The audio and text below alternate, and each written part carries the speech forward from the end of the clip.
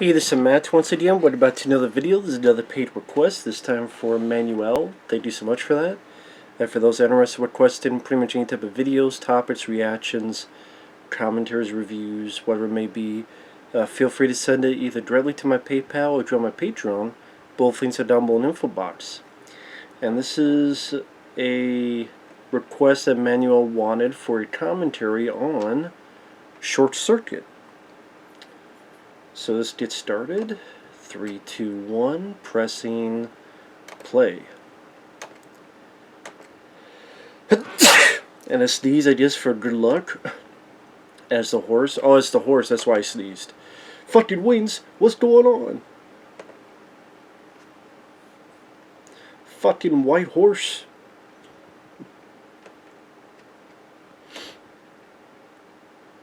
TriStar Pictures and PSO presents a Terman Foster Company production. This is for syncing. I always thought this was an interesting way to open the film, where you pretty much showcasing the birth of at least the physical body of Johnny Five. Not quite the heart and soul of the character, but the physical production. Like, we see him built almost like a, well, maybe not almost like a Frankenstein monster, but as these are going to be military weapons. It says co-starring Tim Blaney. Tim Blaney is the voice of Johnny Five. From what I understand, it was only supposed to be a temporary voice, but on set they have someone voice the character, and then later on they'll dub it in. But they got so used to the voice, and they even began to really enjoy the voice, they said, hey, let's have Tim Blaney do this. And I think Tim Blaney was a perfect choice for the voice of Johnny Five. I can't think of anybody else. Plus, because I don't really know Tim Blaney for anything else, he might have done other stuff, but when I hear his voice, I just think Johnny Five. And I like the musical score too, but the design, which in a way you would see later with Wall-E, I mean, I know they won't say it, but it is interesting how Wall-E looked similar to Johnny Five. Written by S.S. Wilson and Brent Maddock, the two writers that would go on to work on Tremors. They wrote the script for Tremors. One of them directed Tremors 2, the other directed Tremors 3.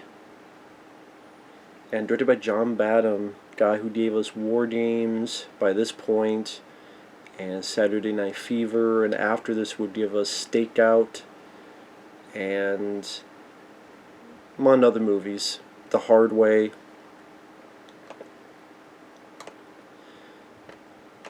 This is one of those films that came out and was a pretty decent box office hit, and it's still, there's a lot, I say this a lot, where there's certain movies that you have never got a special edition or never got a true good release in the US. This is one of them. There is a DVD you can find that was short-lived.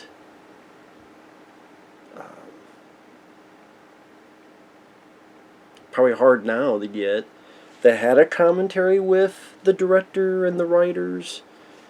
But this is a film that I'm surprised that they have like a full-blown special edition. Same with the second film. The second film, I think 88 Films or maybe another company overseas did a Short Circuit 2 with a couple features, but like a Short Circuit,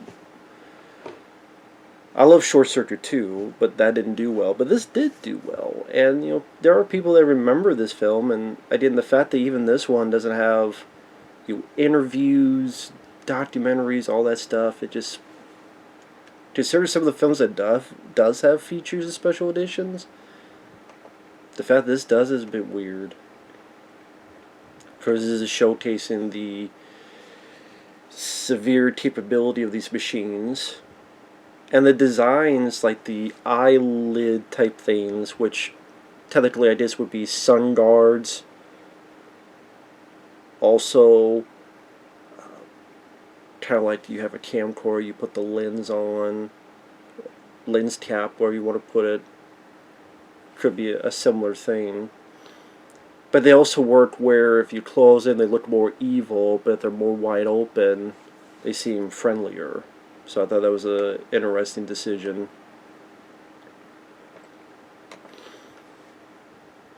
And even the voice, of course, this voice, less emotion, more robotic. And this is, I believe, Austin Pendleton. I remember him, he was the dad in Mr. Nanny with Hulk Hogan. He was the father of the kids that Hulk Hogan has to babysit. And of course, briefly there, we saw Fisher Stevens, very controversial character now. I know the comedian Aziz Ansari was really angry at the film and hated the film, hated the characters, saying it was a stereotype of India. And apparently he met with Fisher Stevens and he's like, hey, I don't hate you anymore. You're just an actor that took a role. I'm like, dude, chill out. That's like, I mean, come on. It's like probably the same people, well, yeah, they got pissed off about Apu. I think Fisher Stevens, I think he did a good job. I think I don't think he's a stereotypical character. I think he's actually one of the better characters, especially in Short Circuit 2.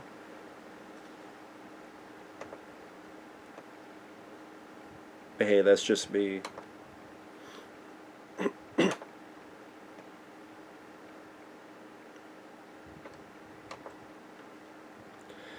That's, I mean, I guess I better be offended by G.W. Bailey because he's a villain. I don't know, just whatever. But I'm not going to get into all that. I think people think whatever they want to think. I think Fisher Stevens did a good job in this film and the sequel.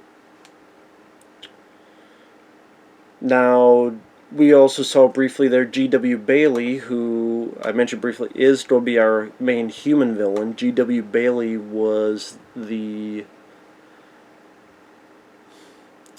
I would say Police Academy is his most well-known role as the antagonist for our lead characters.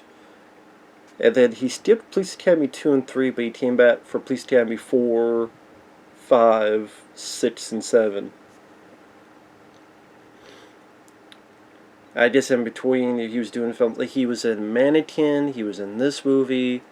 And funny with Police Academy, you also have Steve Guttenberg that shows up in a bit in this movie.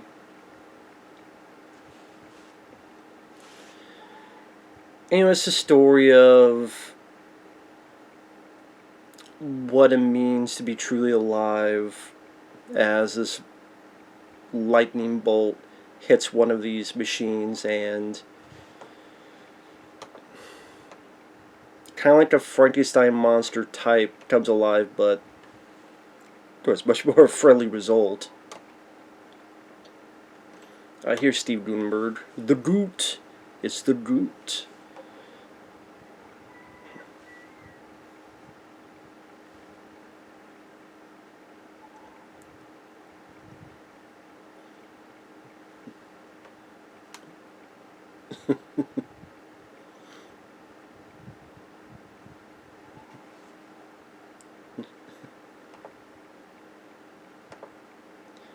I mean, people want to say Fisher Stevens is goofy. Well, Steve Guttenberg is just as goofy. And people forget just how big of a star Steve Guttenberg was. At least the fact of, just think about how many successful films he was a part of in the 80s. I mean, despite what people want to say about Police Academy, those films were successful. That's why they made so many movies. And he was in the first 4. Which are the ones I like, and I think he worked well as the lead in those movies. So, Police Academy 1 through 4 were hits. This film was a hit. He was in Cocoon, which was a hit. I think he did Cocoon before this, because Cocoon was 85, and then this was 86. I mean, think about that. Police Academy 1, 2, 3, and 4. And then, 85 Cocoon, 86 Short Circuit, 87 Three Men and a Baby, which was the biggest hit in the United States of 1987.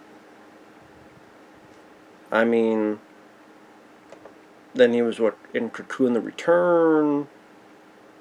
Did not come back for Short Circuit 2, which I think he later said he regrets not doing. Because he's done other sequels. He did Three Men and a Little Lady. He did Cocoon the Return. Did 4 Police Academy. So I don't know why he didn't do the sequel to Short Circuit. I don't know what the story's behind that.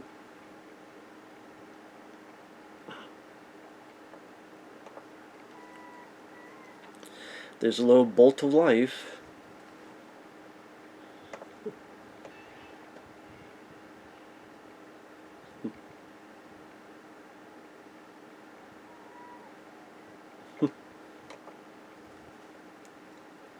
Got shot to shiz. What happened? What do you think?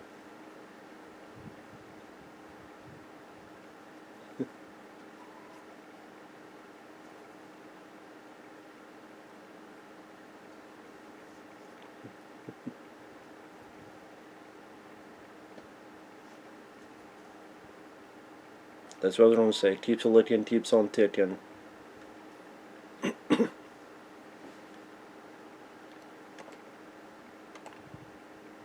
You sure you don't want to do a few more tests? He's only got a couple laser weapons that can fry your face off. You think you want to do at least a few more tests before you put it back into the assembly line?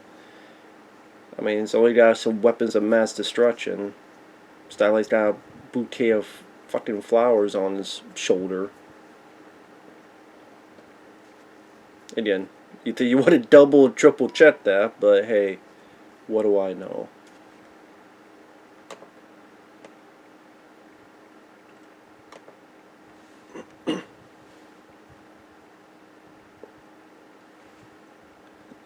But the reason why I like Short Circuit is because I think it's a film that works at a family-friendly level, but I don't think it's as dumbed down as some family films would get, especially later on in Hollywood.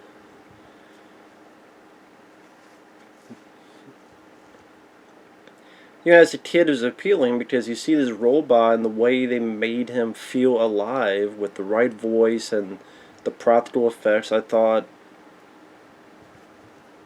was fun, was endearing to a lot of kids who saw this back in the day.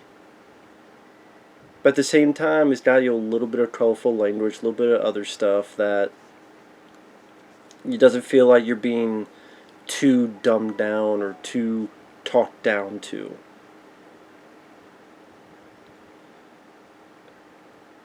And I still appreciate these practical effects. Apparently there was an idea of maybe using more stop motion, but John Badham wanted to do more practical, which I understand. And I think it was that was the right call, because you cannot get more real than real. Yep, all 4 of them. You're missing one.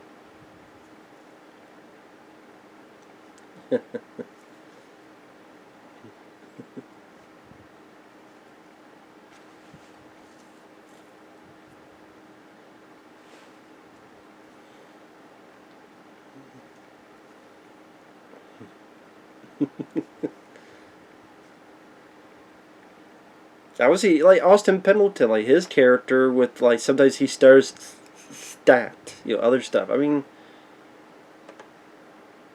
you would say there's a lot more goofier characters than Fisher Stevens' character in this movie, but again, people get mad about a lot of stuff in today's age.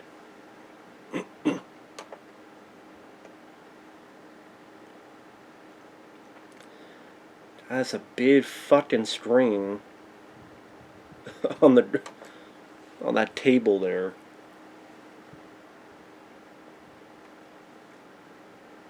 It's called a coffee machine.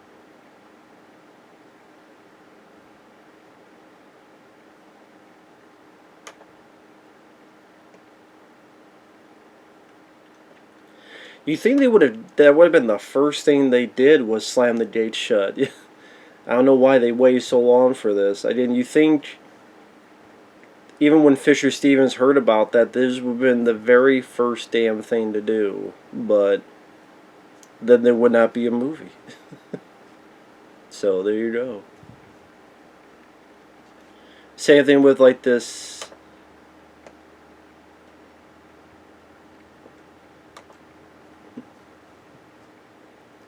The tracking, like there's a tracking. Like why wouldn't that be the very first thing you would hit? Is the tracking? But again, then there wouldn't be a movie. So then they did a nice job with the voice where we saw how robotic and unemotional it was, and then Tim Blaney's voice just worked so well. I'm a sucker for the design, the practical effects, like to make an inanimate object alive and try to give it a life and a sincere purpose where it's learning, it's trying to grasp the concept of being alive. I think that was an endearing idea. Heart was in the right place. And then with Short Circuit 2, I think they even improved even more on the practical effects where Johnny Five was able to do even more stuff. He seemed to be even more articulate in his movements. And at times even a little bit more ballsy. Like they almost kill the character off and it's dying and it's bleeding. And that's what I mean. Like it's a family film, but it's not making me feel like an idiot for watching or enjoying it.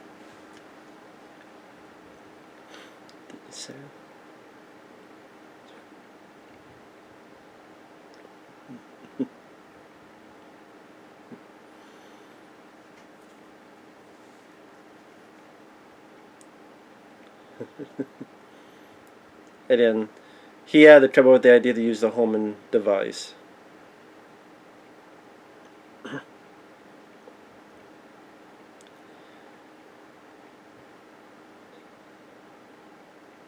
Bimbo. I'm sorry, I think that's sincerely funny. But it's done in a sincere way. I don't think it's done in a mocking way.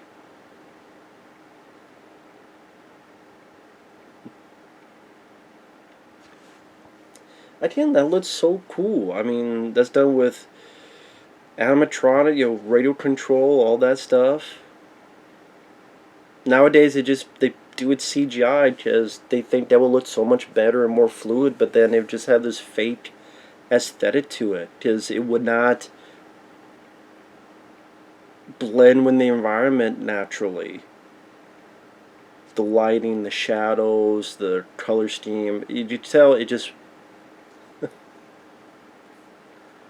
I get none soup. I think that's a sincerely funny line.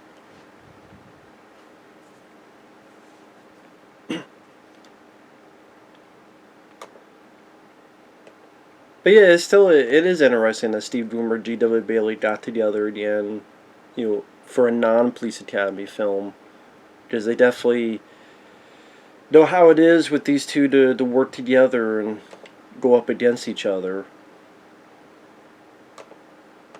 There's a bit of a history to it. It's hard for me to pick which I like more, Short Circuit 1 or Short Circuit 2, because they do feel like different movies in a good way. Like Short Circuit 2 being in the city, Fisher Stevens taking the lead. Yeah, you do have a love story, but it feels different compared to the first one. And the whole Johnny Five is about learning what life is and realizing he is truly alive. Is that, life is not a malfunction. And the second one is how, this innocent guy gets misled and, I won't say corrupted, but gets misled from corrupt people. And which Johnny Five finally, stands up for himself by the end of it. To be even more of his own individual.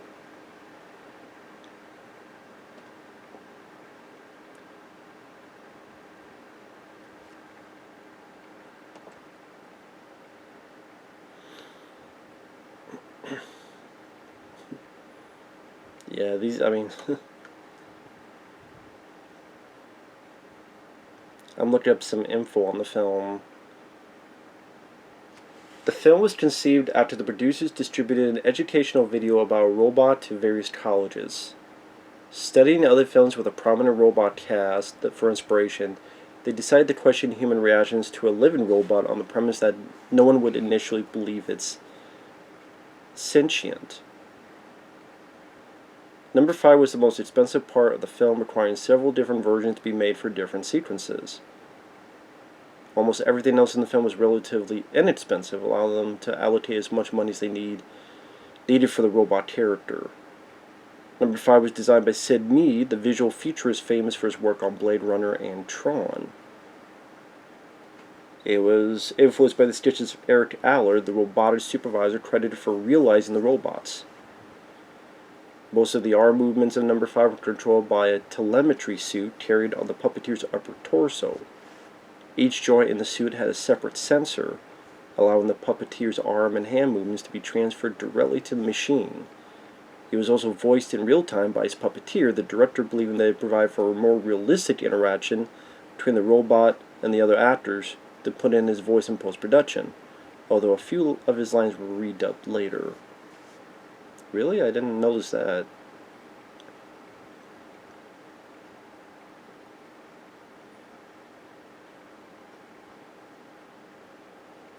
Fisher Stevens said that when he was originally hired to play Ben, the character was not intended to be Indian. Stevens was fired, replaced by Bronson Pinchot, but then Pinchot left to do the sitcom Perfect Strangers as Stevens was rehired. In 2015, Aziz Ansari had a cordial discussion with Stevens over the role, with Ansari saying he did not view Stevens as a bad guy. Stevens saying that a present-day version of the role would definitely be played by an actor who had an Indian or South Asian background.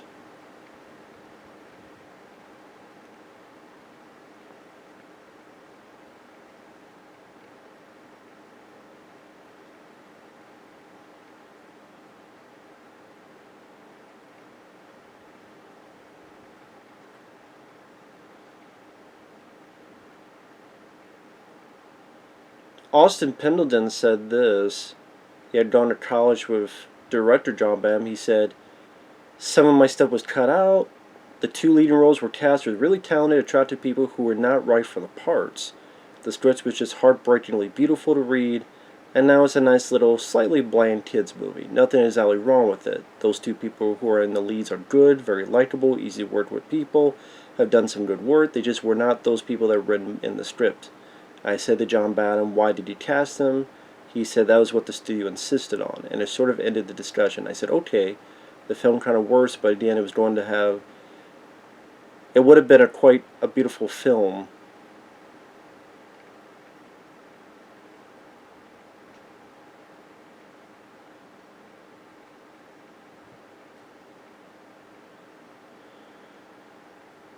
Austin Pendleton says the perfect person for the role 20 years earlier would have been Dustin Hoffman, to play a guy who could not relate to other human beings. But Steve Guttenberg, he was engaging, open with people, easy, utterly social. He had charisma. I think he's talented. He's a lovely guy. But the perfect person 20 years earlier would have been Dustin Hoffman. I mean, maybe that's how other people felt, is that, the film would have been a very serious dictation about what it means to be human. I don't know why I'm thinking of this movie, but like The Shape of Water that came out and won Oscars. But I enjoy the film that we got. I mean, some people call the film shallow.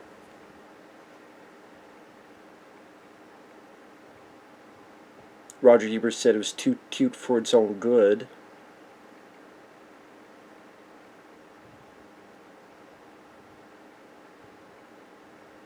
Yeah, a lot of people are calling the film bland, and I don't know. I mean, I didn't really think it was bland.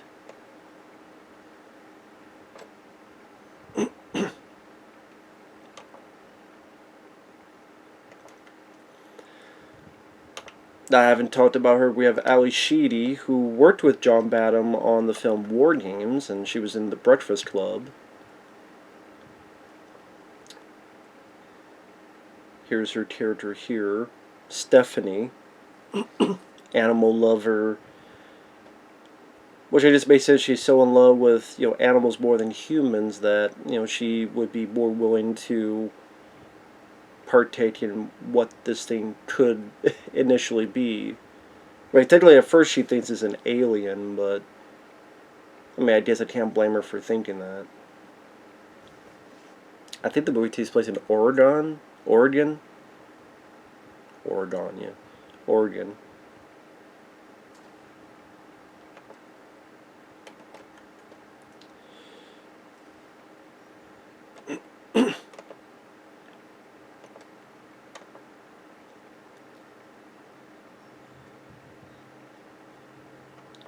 This is when you go in the house and call the police. Hey, when it's a knocking, you don't... It's a rockin', you don't come a knocking. You should know that. Do you imagine the movie if he just shot her and blew her up? Be like, what, that movie, The Dark? Watch the movie, I mean, just watch the trailer to a film called The Dark from 1979, you'll know what I mean. Johnny Five just did that. Credits.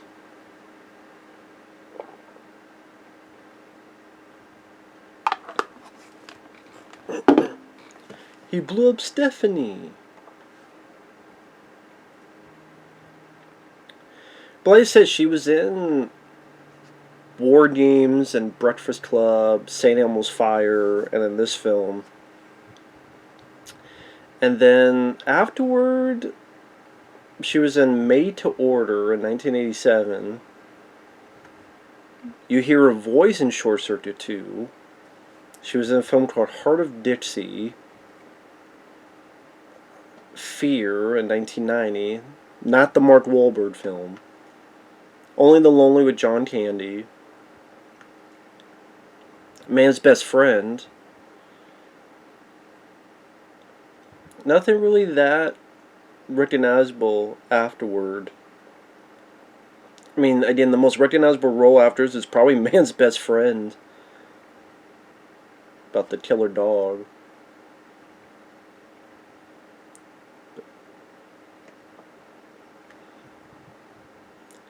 And the guy who's her boyfriend, which will just come up in later, that's Brian McNamara, who I remember is one of the guys who helps Jeff Daniels out in Arachnophobia.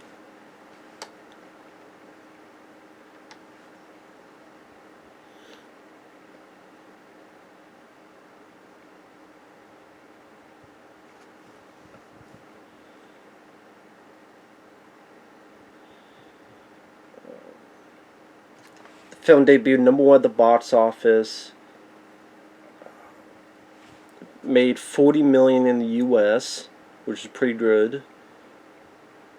It performed slightly better than Pretty in Pink, The Fly, Three Amigos, Little Shop of Horrors, About Last Night. By 1987, Short Circuit grossed $100 million worldwide theatrical,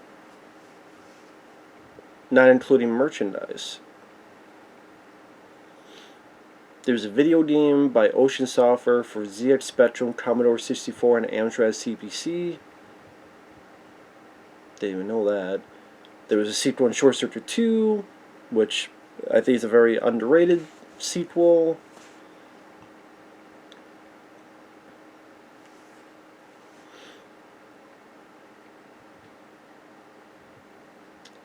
There is something online, Hot Cars Cold Fats, which has Johnny Five, but it's voiced by a different person. And when it's voiced by a different person, it just doesn't quite work. It just feels weird, feels off. Now, in 2008, there was going to be, I remember hearing about this, there was going to be a remake that Dimension Films was going to produce. Dan Milano had been hired to write the script. Dan Milano was the guy behind Greg the Bunny, which was a Fox sitcom, and it was based on these segments on Independent Film Channel. He was one of the voice actors on Robot Chicken. But so he was writing the script. David Foster, this guy was going to produce it. Steve Carr would direct. And Steve Carr, didn't he direct some Adam Sandler films? No. Steve Carr directed Next Friday, Dr. Dolittle 2, Daddy Daycare, Rebound, Are We Done Yet? Paul Blart Mall Cop, now I remember.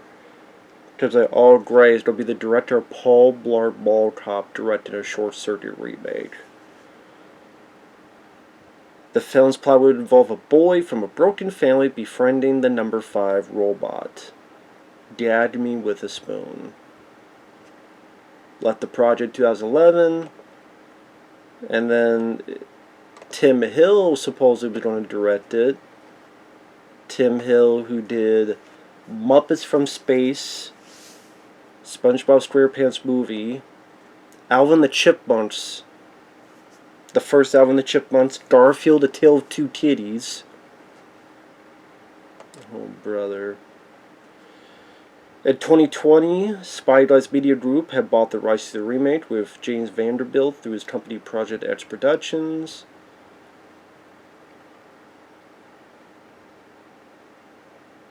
The company plans to put a Latino twist on the original screenplay. Was Johnny Five going to be Latino? I always saw that in Short Circuit 2. Kick your balls into outer space. Those locals kick your eyes. Those locals kick your face. Sorry, I already saw that.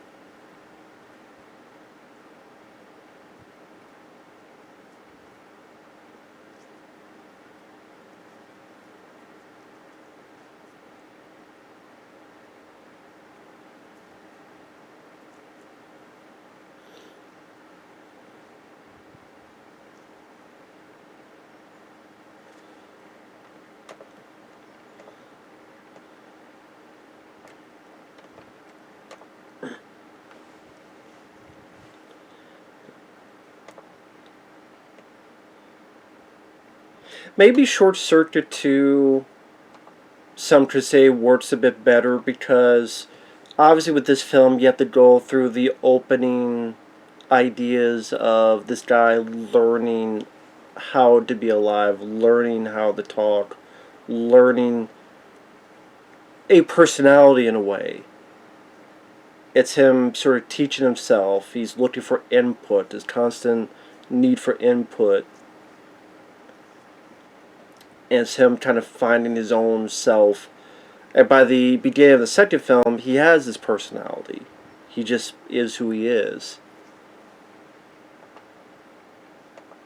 But, I think both films work well.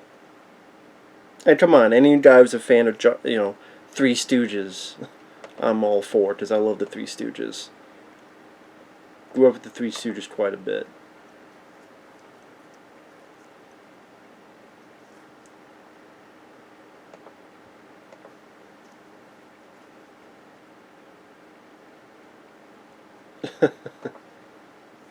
Oh, my ancestors. Pittsburgh.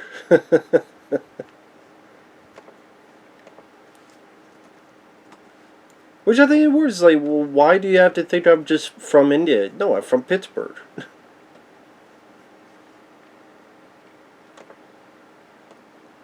And yeah, I can't even blame Johnny Five. I've watched old commercials as well and flip it through the TV.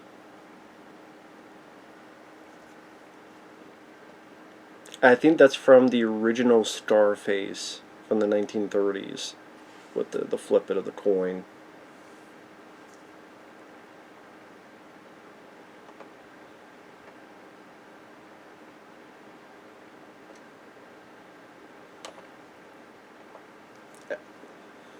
Just let him watch the fucking TV. Leave him the fuck alone. If I think had a fucking alien in my damn house, I let him watch whatever the fuck he wants. If you're not pooping, shitting, farting, killing, crying, yelling, screaming, shooting, probing, Just let him watch where the fuck he wants.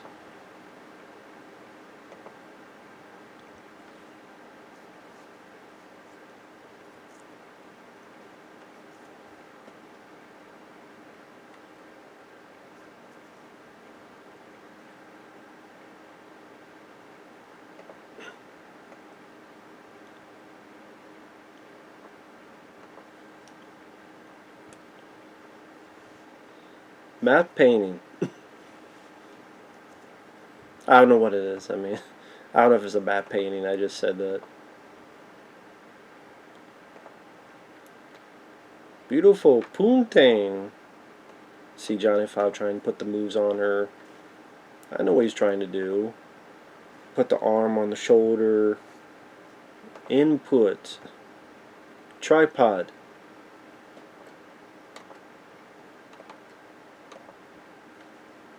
Tripod.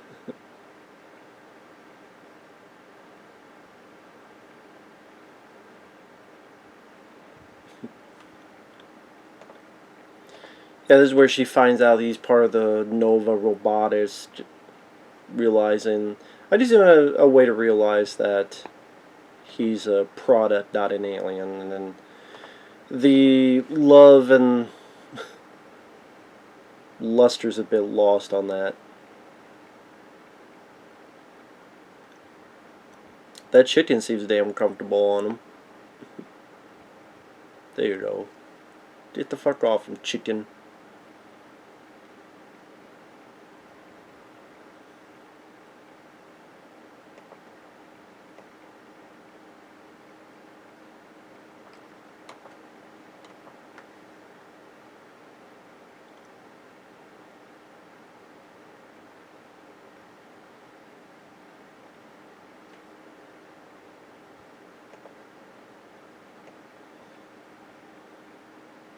Even if it was like a robot as a product, I'd still be pretty fucking impressed. I'd be like, I ain't gonna fucking call. Just keep it. Let them fucking find it themselves. Man, that old school electronics, man. See, nowadays it'd just be a bunch of laptops, but not back then. You didn't. It's always green too. It's always green. These computers, like always green words, green numbers. It's always green. I wonder that was just easier on the eyes to make it all green back in the day. They didn't make it much of any other colors. I don't remember blue or red or yellow or any other ones. It was always green. Which I guess made sense. I mean, red may seem a bit too bright, or maybe blue would seem a bit too hard to read. But I don't know, I mean, if it was like... I don't know why. Who gives a shit?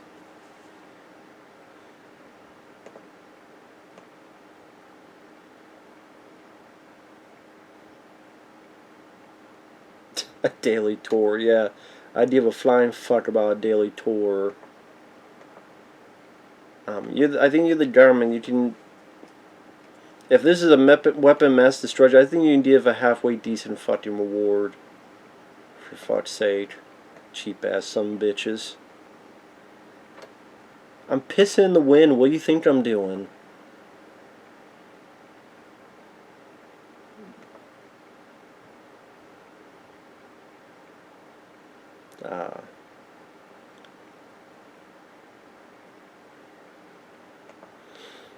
This is where he learns a little bit about death and disassemble. I guess there had to be a way to teach him about death somehow.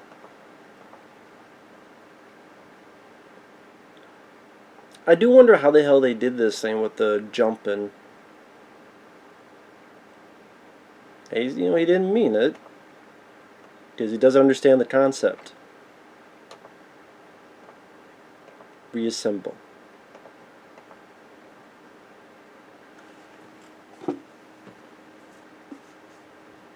I thought this was a nice scene. I like the idea of him dawning on him what death is.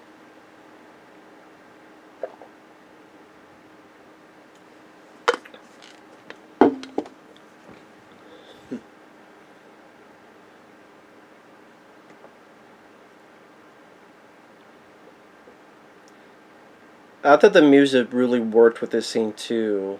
This realization of, oh shit. Yeah, I thought all the elements worked well. The eyelids with this, oh shit sort of reaction.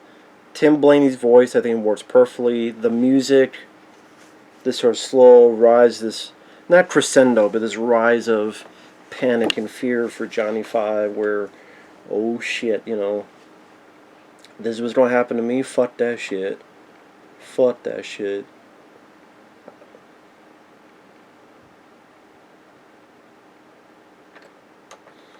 And I think Ally Sheedy, and okay, I know I've been kind of bumbling around because I haven't seen this film in a while, and I've just been enjoying it again. I'm a sucker. Doesn't mean it's always a good thing.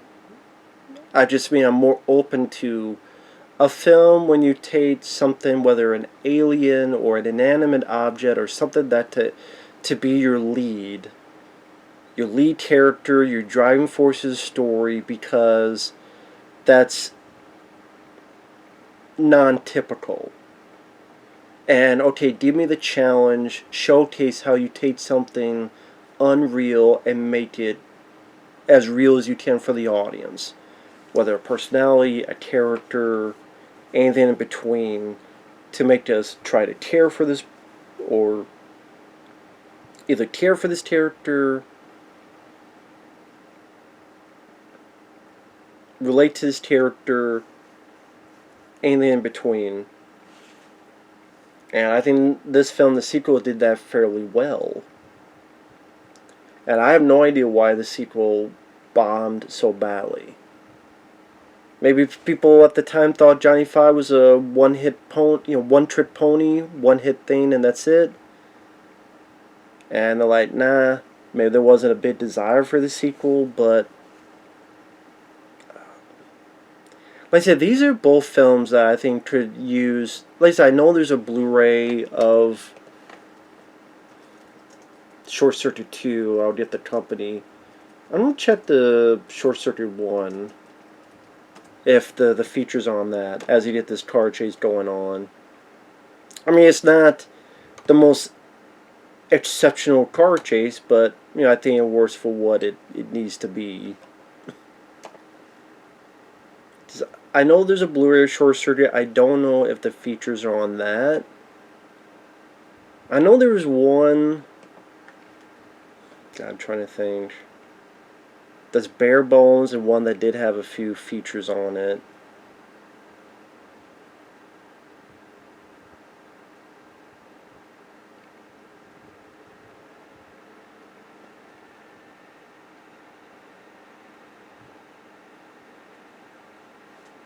Oh, this comment says region free, play anywhere. I don't know. I mean, this is a crapshoot on whichever one you get. I know the U.S. Blu-ray of Short Circuit is bare bones, but there was a limited edition set. On DVD, there was a special edition that had a few features on there, and I don't know, I just felt like it could be a lot more than it got. It seemed like it deserved a lot more. That it.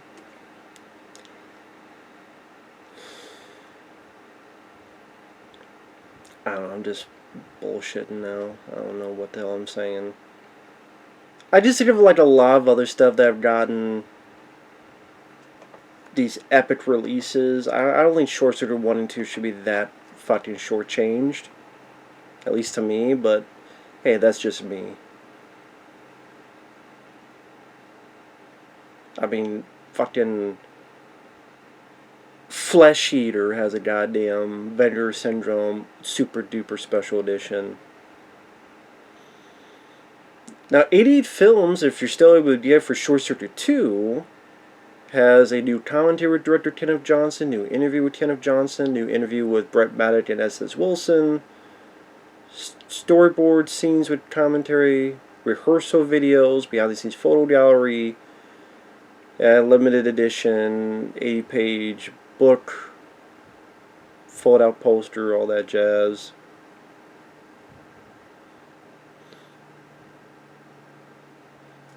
I would like to get that. I'm sure right now it costs a fucking shit ton, because it was too stupid to get it beforehand, but it seems like it would be cool to get. Just like I said, I'm a big fan of both of the films. But like the first film deserves that too. Maybe Ally Sheedy, if she wants to talk about it, Steve Guttenberg. I'm sure Fisher Stevens, he'd be uneasy about talking about it because he'd be scared he'd get even more canceled.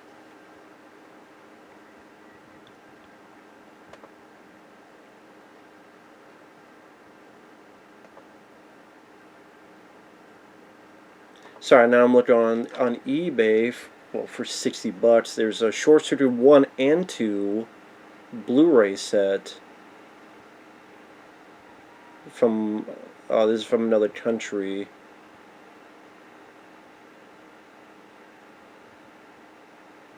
And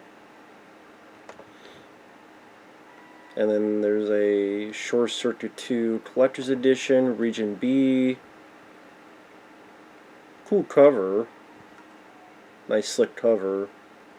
Doesn't have all the limited edition stuff on it, but has the features. I'm just saying this for people out there who are interested in these films. You want to get them. If you have a region free player, 88 Films has a Blu-ray Short Circuit 2. I did, and then Short Circuit 1, some of them have features, some of them don't. You just have to be careful on which one you get. Again, these, of course, I mean, these guys are bad guys. Of course, you gotta shoot.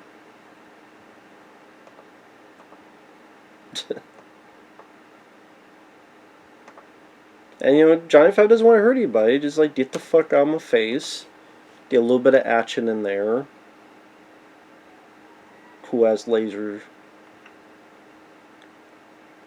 See, it's too bad, he didn't have the laser in the second one. I mean, he took it off because it was a form of fighting destruction. He didn't want to do that, but Oscar and them have no fucking chance beating him up if he had that fucking laser on him. He'd be like, oh yeah, you don't try to beat me up and bleed me to death? I'm going to shoot this laser in your face.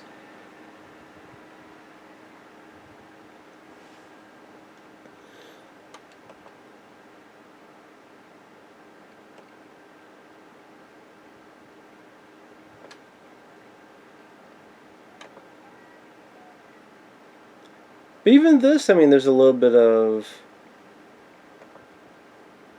It's easy to feel sorry for Johnny Five in this scene. Because he hasn't done anything wrong. He hasn't done anything rude.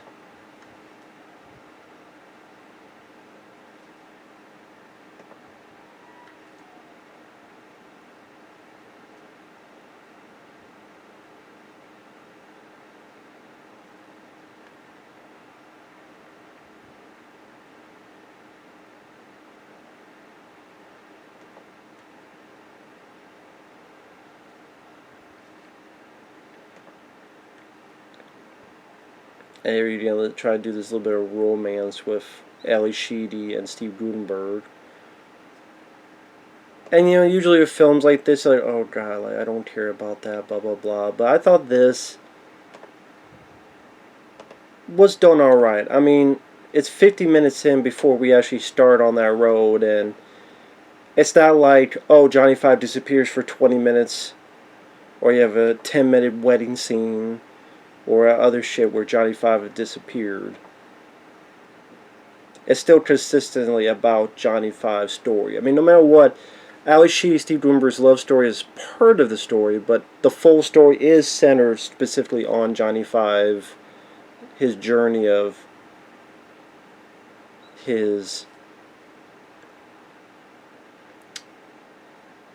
soulful awakening, in a way.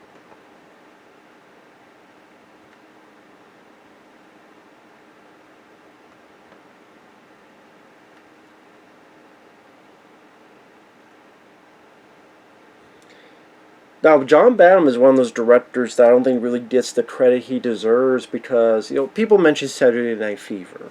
Understandably so. John Travolta, Staying Alive.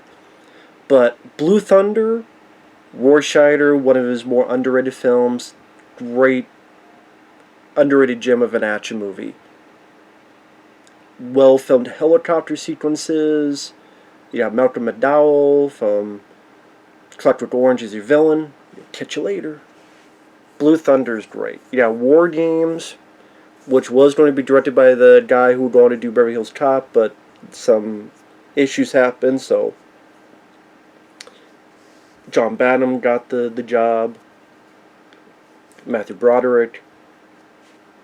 That was a solid take on, I was going to say paranoia, but it's not really paranoia. It's how technology can be dangerous, especially it's a movie ahead of its time. Shows how hackers, at this point, kind of an accidental hacking into a damn military, how that shit's more real than people think.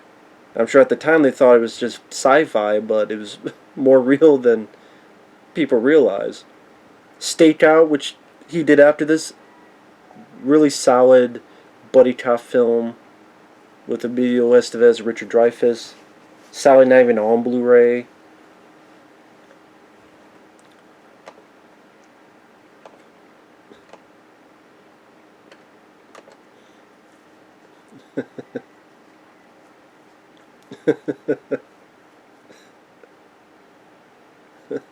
I did, I'm shrugging.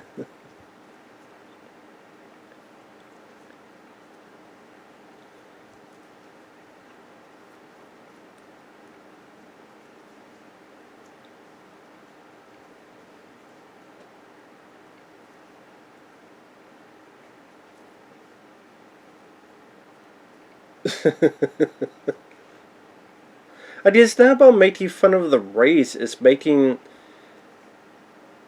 He has like a sincere reaction that anybody would have. It's like, no, I'm gonna get the hell out of here. I'm gonna scream. I'm gonna hide.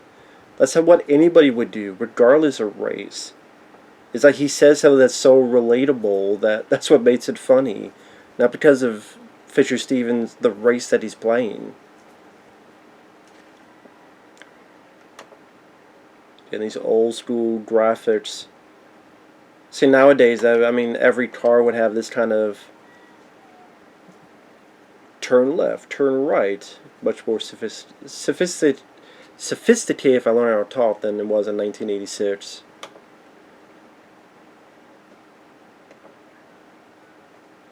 I was laughing because Steve Gruber's reaction here coming up with seeing these two guys. Like, what the fuck?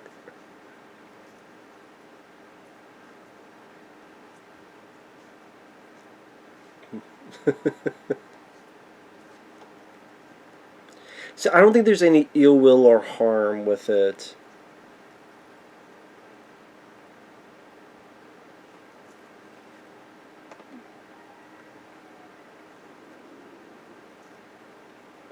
We've seen this trick quite a few times throughout movies. I'm not saying this is the first that did it, but that tracking device gets on another vehicle so that villains will go a different way.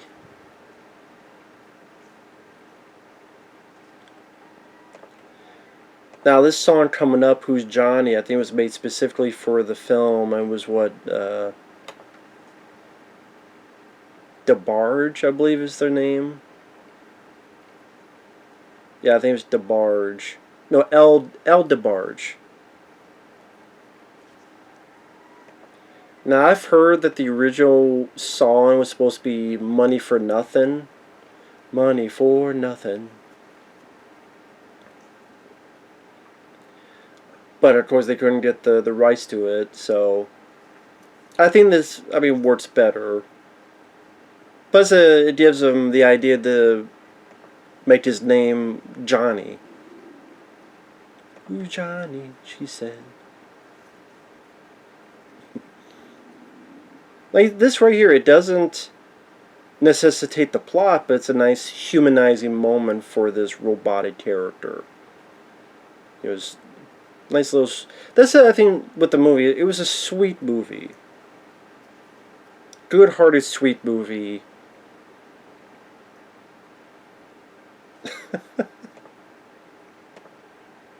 See, even old people smoke weed.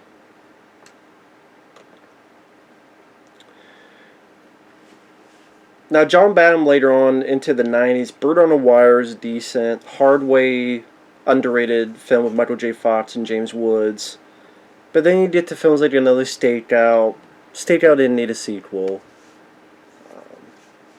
Or you know what? A sequel would have been fine, but Another Stakeout was badly done. And Rosie O'Donnell, I thought she was more insufferable than funny in that movie. Drop Zone, it's so-so, it's alright, but I think Terminal Velocity was a much better skydiving movie at that same time. Nick of Time was alright, but I think could have been a lot better if Brian De Palma directed that film and he had a rework of the script. I think Nick of Time could have been a lot better. And he did one last film, feature film, Incognito in 1997 with Jason Patric. And then he did some TV movies. The Last Debate in 2000 with James Garner. Brothers Keeper. Footsteps in 2003. And Evil Knievel in 2004. I think one of these newscasters is actually John Badham, the director himself.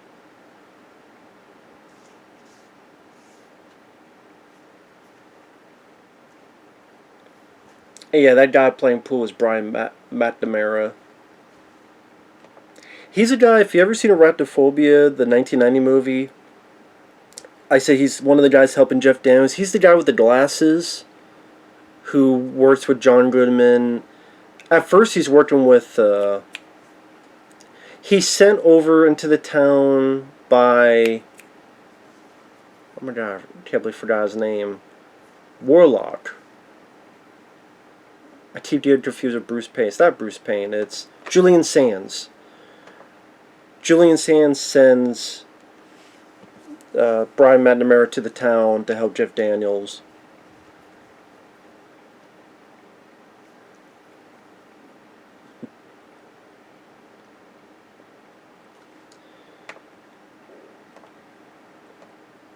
Well, I can't blame him. Ally Sheedy does have nice software.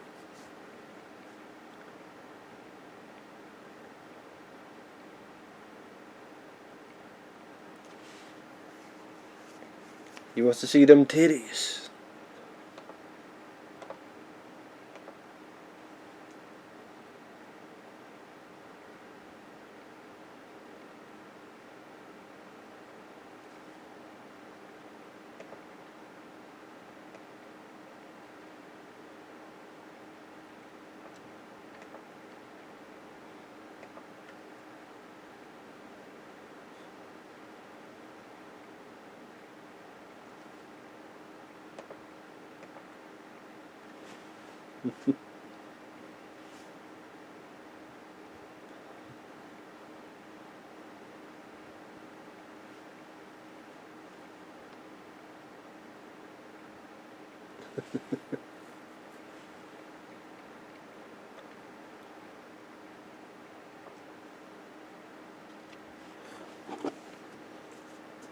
Sorry, now I'm just watching the film.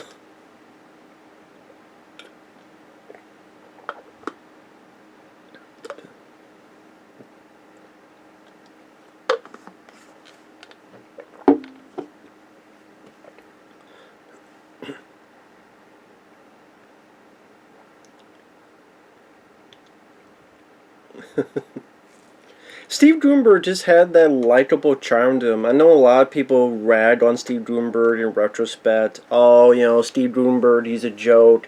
He's this and that. Oh, he's goofy, he's silly. Oh, no wonder his career didn't flourish into the 90s. I...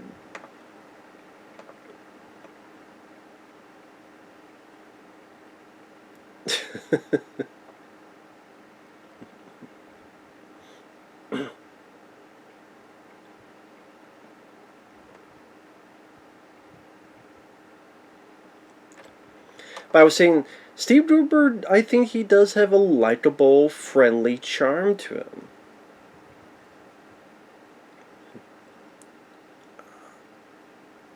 If I said he was kind of like Ryan Reynolds back in the day, people would get pissed, like, what the fuck you talking about? But, so maybe it's not like Ryan Reynolds, but it's that, again, the friendly, likable charm that I think helped make his characters work in quite a few of those films back in the day, including this one. It was easy to like the guy. It was easy to root for the guy. And at the end, I mean, either he had good luck or a good way of picking scripts and ideas, because he had a window there where every film he was in was a nice solid hit. From, I did Diner, I didn't even mention.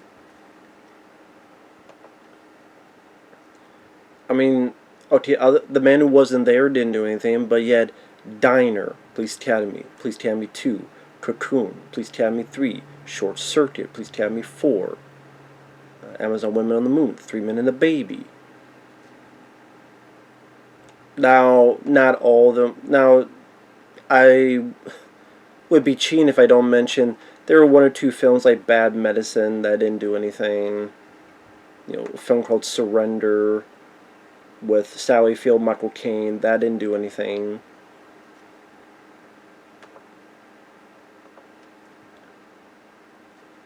And of course, I'm talking over this whole dancing here with Saturday Night Fever, which, of course, John Badham also had directed.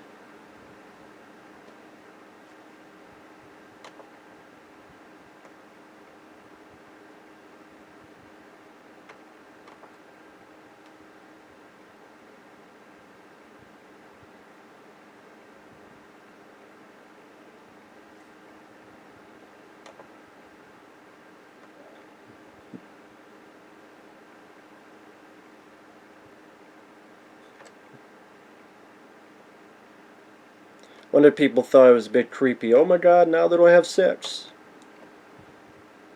But I don't think that was ever the intention. As much as crazy the 80s were, it was still in a way of living a more innocent time where it's just nowadays if you do something there's a lot more deeper meaning that people give into stuff. I think many times in the 80s they do stuff for the absolute face value.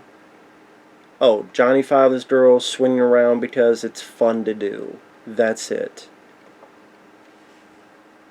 Plus a lot of cocaine in the 80s. And I maintain people should start doing cocaine. Maybe if they start doing cocaine again, people would relax. Not be so fucking uptight. Start doing cocaine again. We get better movies.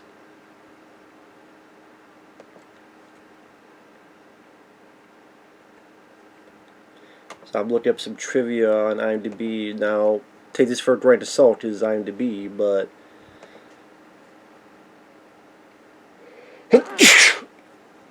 the sound of number 5's laser firing is the same effect as the Ghostbusters proton packs powering up.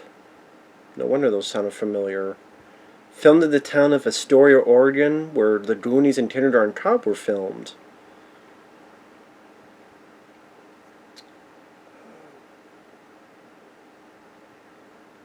When Johnny Five is flipping through the books, they're using an air hose to make it look like that. When Johnny Five later is the coin up and down, flipping it, it was it was a washer, because it's what he screws up the guy's car. It's meant to mimic the coin in the movie. There was a string attached to both sides, and they just kind of do this, where it seems like it's flipping it.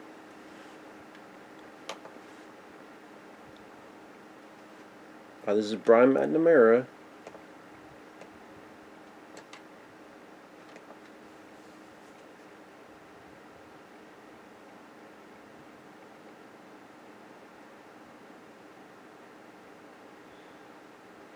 Let's see.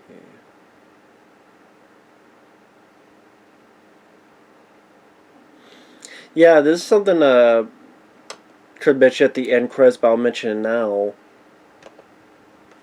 Clips from several scenes not in the theatrical release can be seen during the closing credits.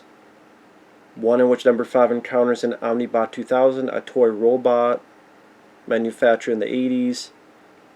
Another scene shows number 5 in an auto scrapyard. So that's like during his journey to, I guess before he meets Stephanie. So it's weird when at the end credits, ever since I was a kid, the end credits, it'll show scenes of stuff that happened through the film, and then I'm like, what the fuck is that scene? What the hell is that scene? It was so weird, like showing scenes not in the movie, but it's in the end credits. As it's trying to recap the film.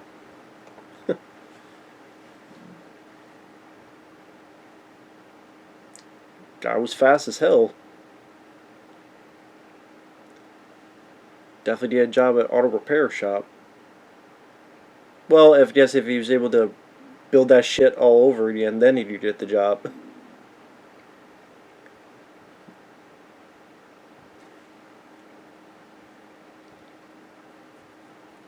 Nowadays, people probably won't even know he's mimicking John Wayne there. Some people are like, who the fuck is John Wayne?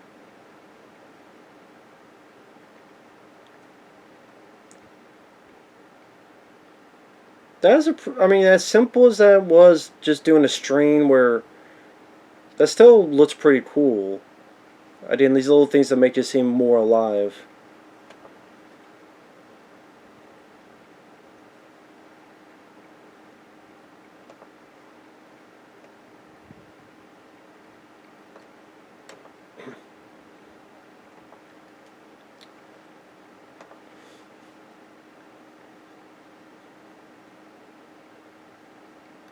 Yeah, shoot the shit out of him. But yeah, if he actually disassembled him, it'd be a much different movie. It'd be the Terminator. Which people have done that on YouTube. They've done where they take like the short circuit trailer. They take the movie, but they make it look like the Terminator. Use like the Terminator theme and all that. I think if I type short circuit Terminator, you'll get some results. Nowadays, that'd probably be like a fucking MAGA hat that they try to put in there. And he'd be talking about, I'm gonna make America great again. Because we gotta put that in there.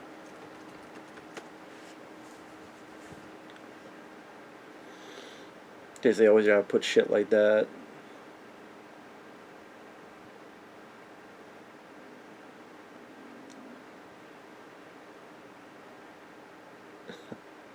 Well, I guess I'm wrong. There's really not a lot. Well, no, I'm wrong. There's not really a lot of that on there. I'm surprised.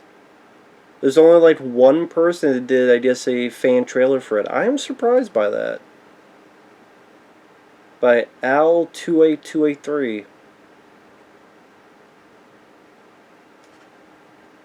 I wonder if I do Johnny 5 Terminator, maybe that would. Okay, yeah. Well, if I type Johnny 5 Terminator, there's a little bit more.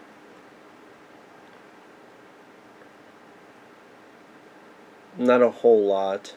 So, yeah, not as much as I thought. Okay. Only like maybe two more. Yeah. Yeah, there's only technically like 3-4 videos. Okay. Oh well.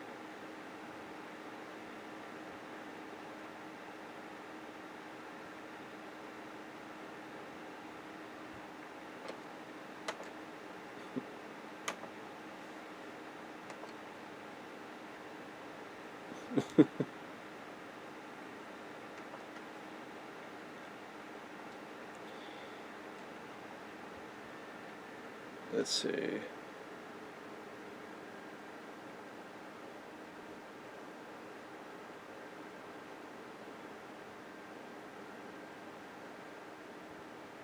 Sorry, I'm just looking through the trivia. Sorry for being silent.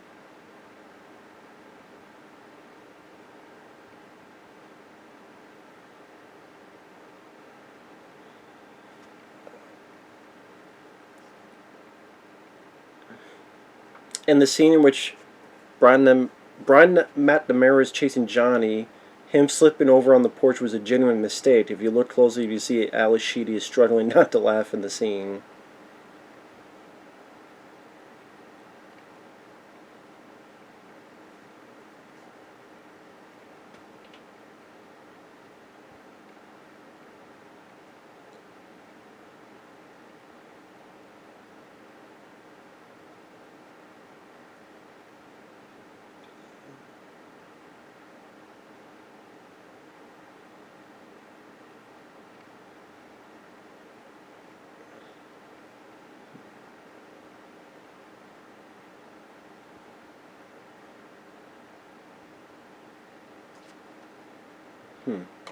And not a whole lot of stuff on there for the. Yeah, not as much. Not as much trivia as I thought. And I haven't listened to the commentary for a while because I know I didn't. If you get the right DVD, and I think some Blu-rays have this. Like I said, the director and the two writers are on the commentary together talking about this.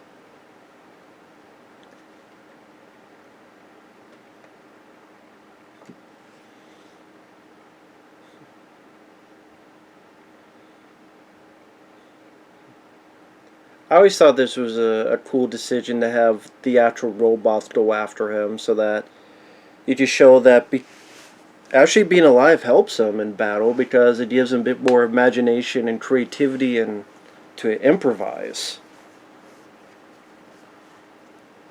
So actually it helps him out quite a bit to adapt.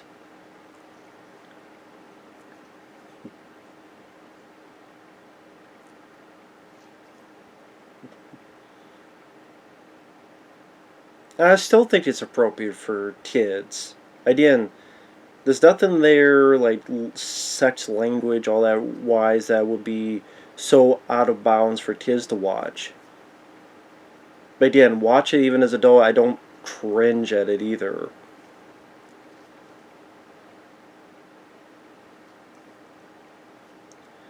I mean the constant. I almost want to say pop culture references, but the references he gives from TV commercials and stuff sometimes gets a little bit too long, but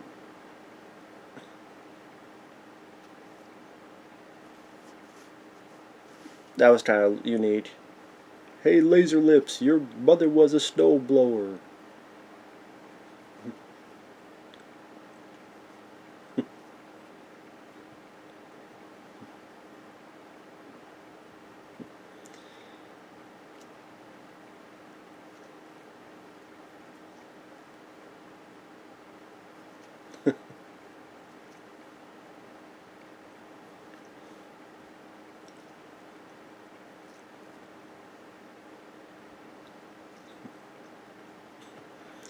So I just think it's cool to have this robot versus robot action, and again, further showcasing how prepared Johnny Five is because of him being alive. Just how much better he is.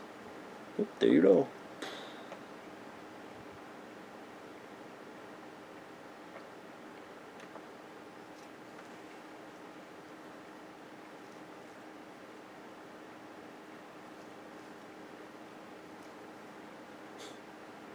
Yeah, he reprograms him to be the Three Stooges. That's a bit mocking point.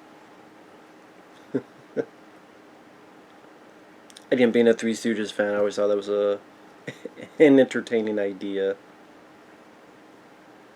A nice fuck you to the military.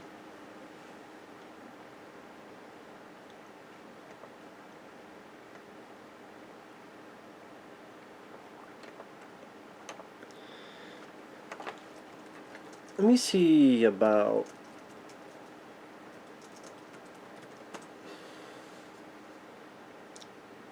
I'm just checking something out real quick. About.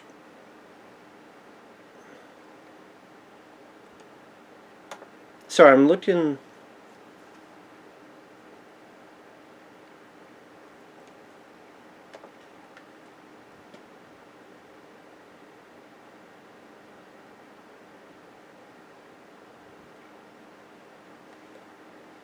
Sorry, I'm trying to see if there's an interview that says why Steve Guttenberg was not in Short Circuit 2.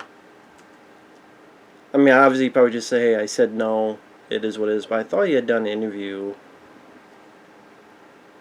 I just.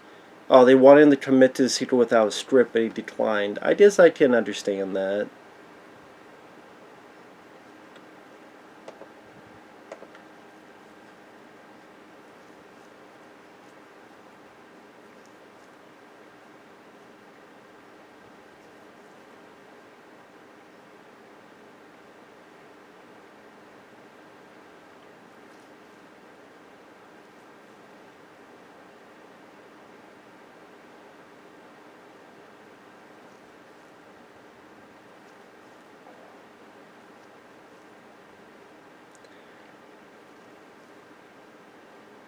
And see, this is the thing with Steve Guttenberg. Like, even Fisher Stevens, he did an interview knowing, he was originally hired, they fired me, and then they hired me again after Bronson Pinchot left.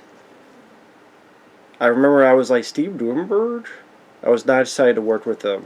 Ally Sheedy was a goddess. I really wanted to work with her, but Steve Guttenberg? And he turned out to be a really nice guy.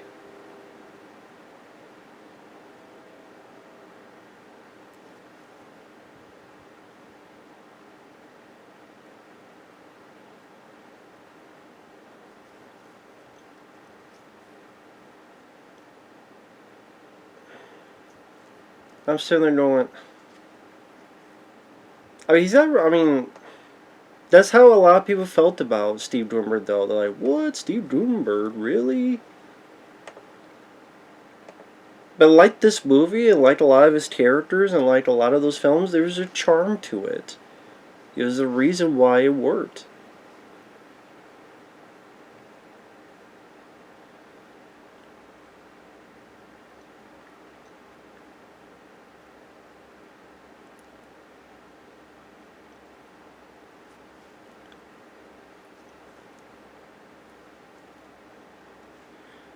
Here's Steve Guttenberg interview. This is nice. About 5 years after it was released, I was in a restaurant in Paris, and a little boy came up to me and said, "Are you Steve Guttenberg?" I said, "Yes." His dad went out to the car and brought back a miniature number 5 to show me. The kid said, "I keep this with me all the time. He's my friend. If you have a certain kind of movie, it'll stick around." Short Circuit is that kind of movie.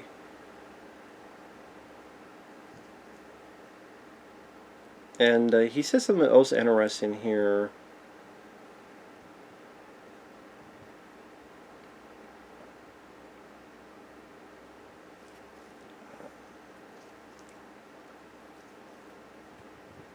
We talked about what it was to be alive and the connection with having a soul. Walking the tightrope between humor and heart was something we were very careful of. We did not want to fall into sentimentality. You wanted to strike a chord in the audience while they're getting what they paid to see, which is the wonder of an inanimate object coming to life. For me, it was a bit like Pinocchio. Yeah, Pinocchio wanted to be a real boy. I can see that.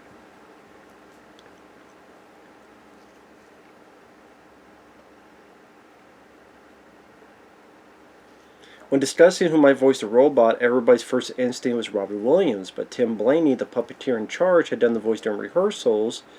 He had the right tones, so we decided not to mess with something that was working.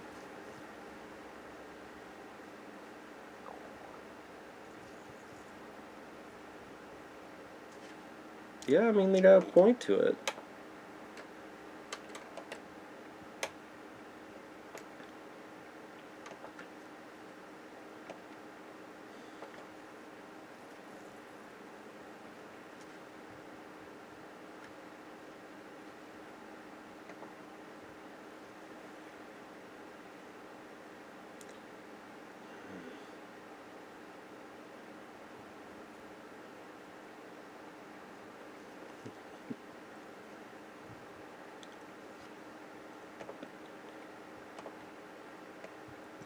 Yeah, sorry I'm not saying that. I mean, I really don't know what else to say. It's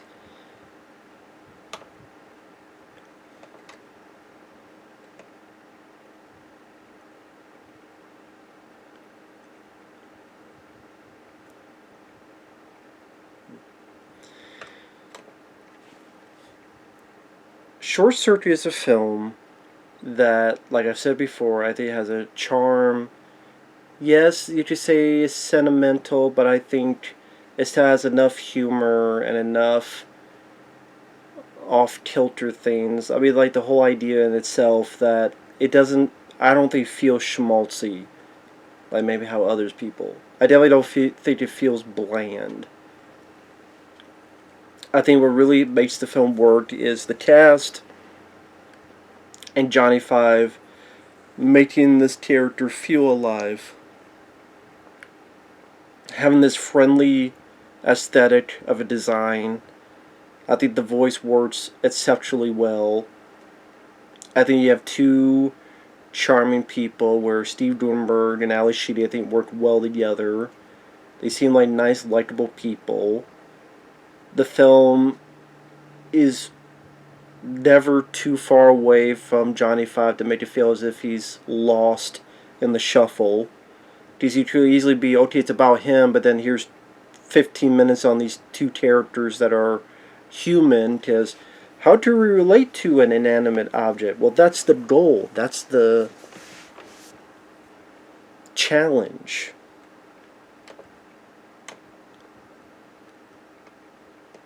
And yeah, I do think it can work well if you do it well.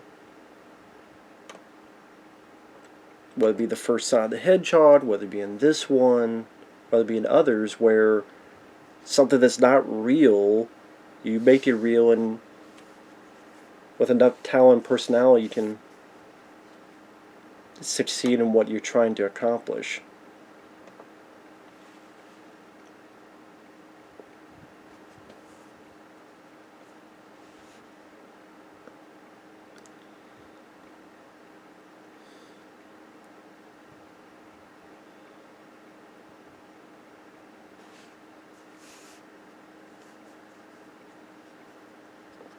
And also, you kind of notice, and I read this up, and that's true. He'll say Johnny Five is alive, but now he says I am alive. That sort of subtle transition between being an individual.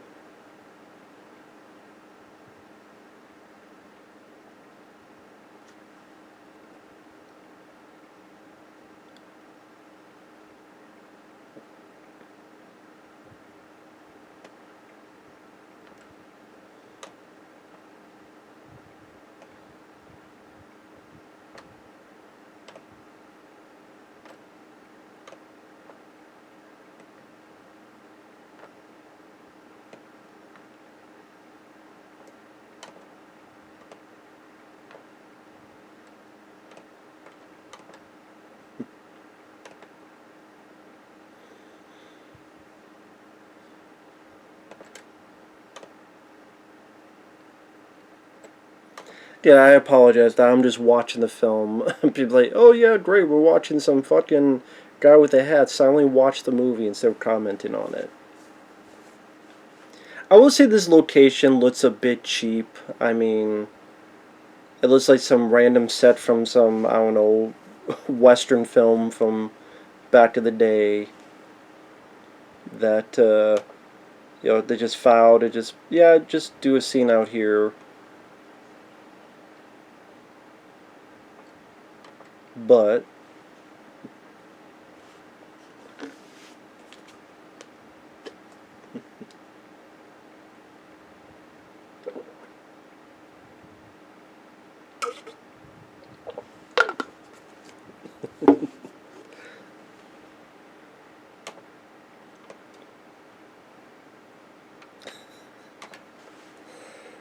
that to me is the funniest bit for me, is that, he said, holy shit.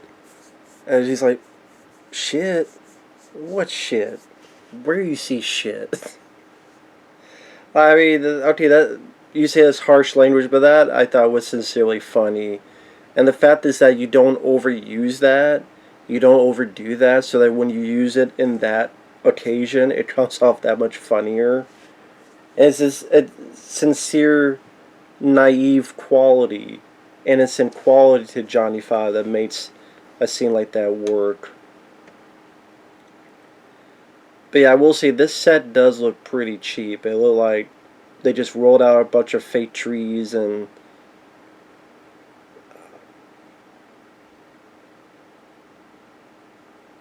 It does. I mean, I don't know. It could be like I'm waiting for I don't know Captain Kirk and Mr. Spot to come over and battle. Captain Kirk come over battle Klingons while trying to save Spock from the planet crumbling down, or something to that effect. I do think this scene that could work better if the landscape was much more grand. It's like if the camera turns, you don't have Captain Kirk fighting the Gorn.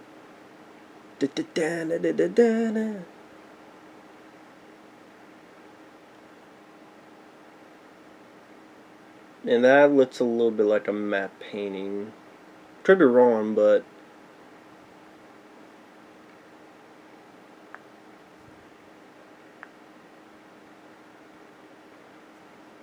I mean, there's just certain scenes you witness in movies, like you see a grand scale of the desert and the skyline. I think that would have been a much more beautiful shot, but again, I like the scene between the characters. It's just the environment that feels the cheapest out of all the parts in the movie. It's like a opening for, I don't know, Are You Afraid of the Dark or something, for Nickelodeon or some shit.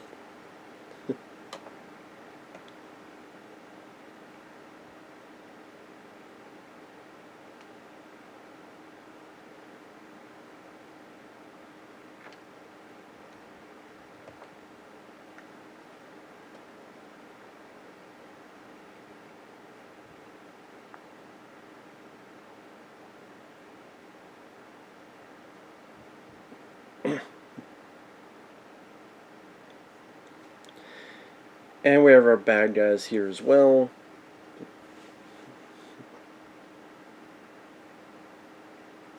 Again, for what I was reading up, I said before, apparently, like, the more expensive bit was the robot itself, of course, but the rest of it, I guess, was decently cheap. And yeah, the fact that it ends in sort of this desert area kind of culminates in that, where it's not really the most exciting landscape for this final occasion. I think that is the damn rock from that Star Trek The Gorn episode. It looks like it, like same bit where Bill and Ted died and a bogus journey. Definitely a location a lot of people have used in movies and shows and such.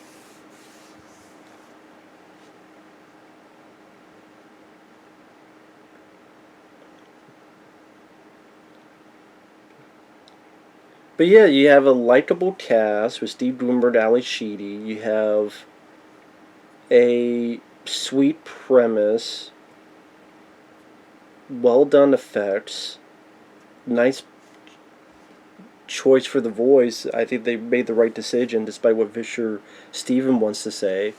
That's not the voice we imagined. Well, what voice did you imagine?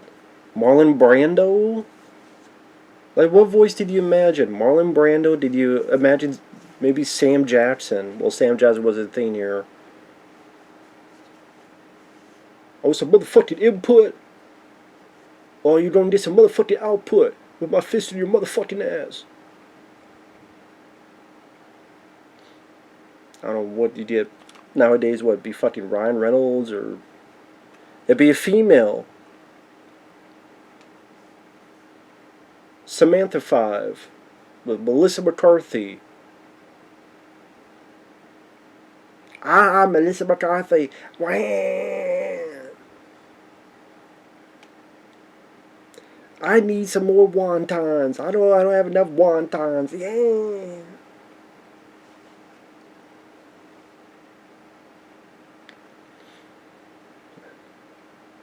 It's competently directed by John Badham, and again, other than a few little bit too many bits of Johnny Five saying another commercial thing that he heard or reference of that nature.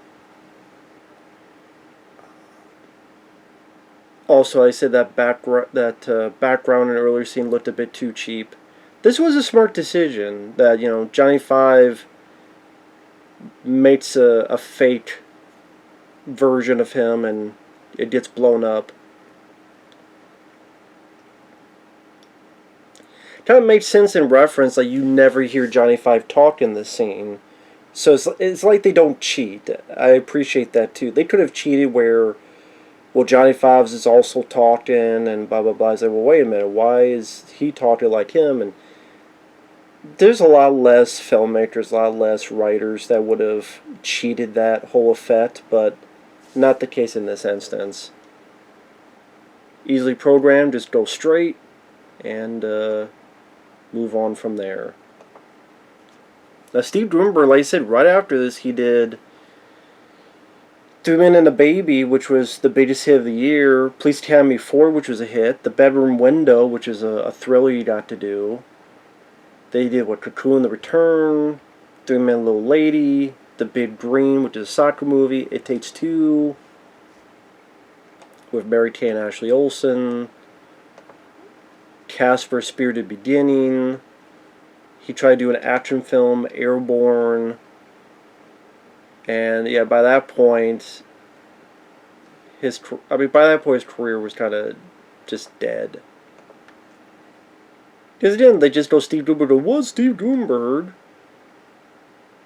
And then he was just instead in films like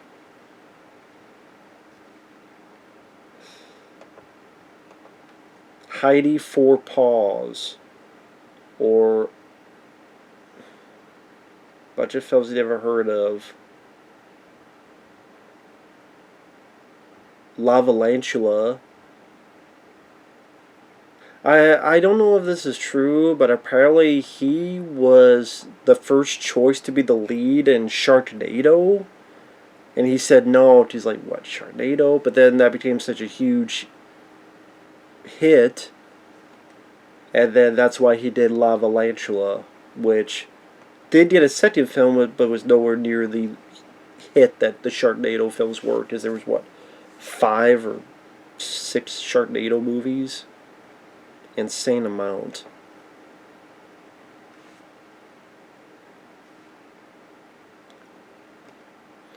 Fisher Stevens, around that time he was in a film called My Science Project, which is alright. I think he's definitely one of the better parts of that movie.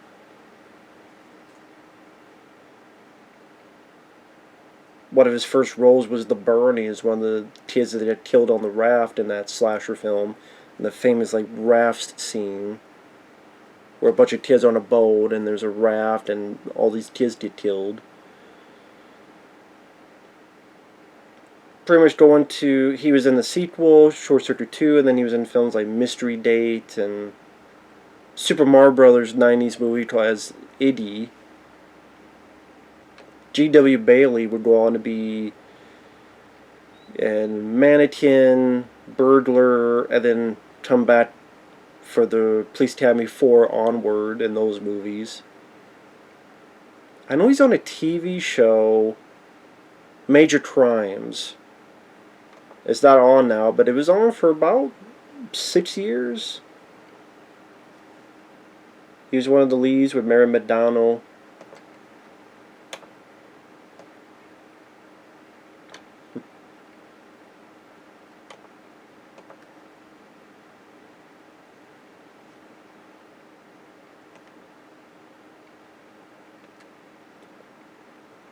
I like that little bit with the music. It's kind of a musical, instrumental version of the song that we're going to hear for the end credits.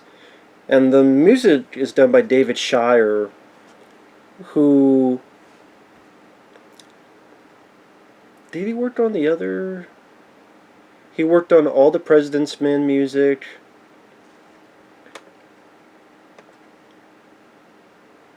He, Return to Oz... 2010, 2007 film Zodiac.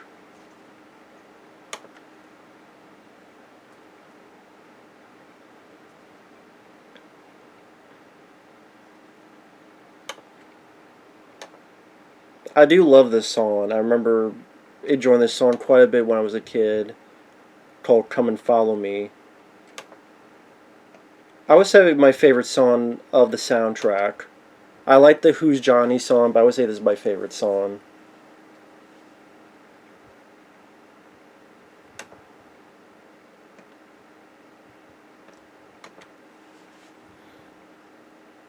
So a little flash into what we just saw, what we just witnessed. Which there's some people's like, well, why do we care? We just saw the film, but yeah, I remember back in the day, VHS was a very new thing. So a lot of times these movies you would see in the theater, and then you don't know when you would see the film again. Maybe you catch on TV. It's not nowadays where a couple months later, boom, it's on streaming. It's everywhere. You see clips of it on YouTube. All this stuff. It's a very different world nowadays. Yeah, that airplane thing was not in the movie.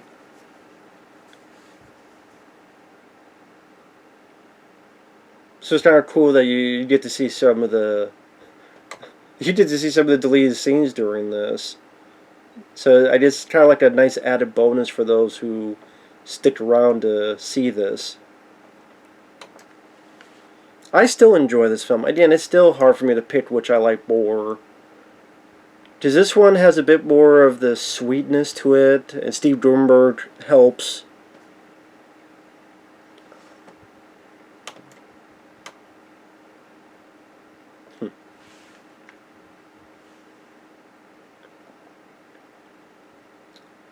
And then the second film has a bit more of that. I like the city environment. Yeah, this whole thing is not in the movie, of course. This whole thing. Which I guess I would assume is in between escaping and getting to the Ally Sheedy's place, of Stephanie's place. I just is like, well, they can't really fit in because of the pacing, but we can show bits of it here.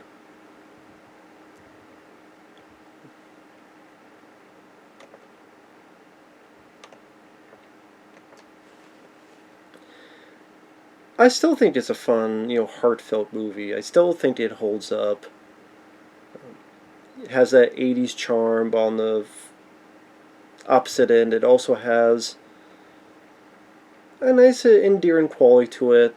Deserves a full special edition. I think it deserves a lot more than it's gotten. And it's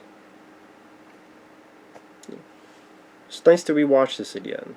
So, thanks once again to Manuel for it. Sorry if it's not the best commentary, I apologize. A lot of the film to me speaks for itself, but it gets ragged on a lot, but I think it's not... I disagree with it entirely. I think it's a good film for kids that adults can watch and not cringe about, and Johnny Five's still a very likable, fun character all these years later. So... life is not a malfunction. Thanks for watching. Take care, guys. We'll see you later. Bye-bye.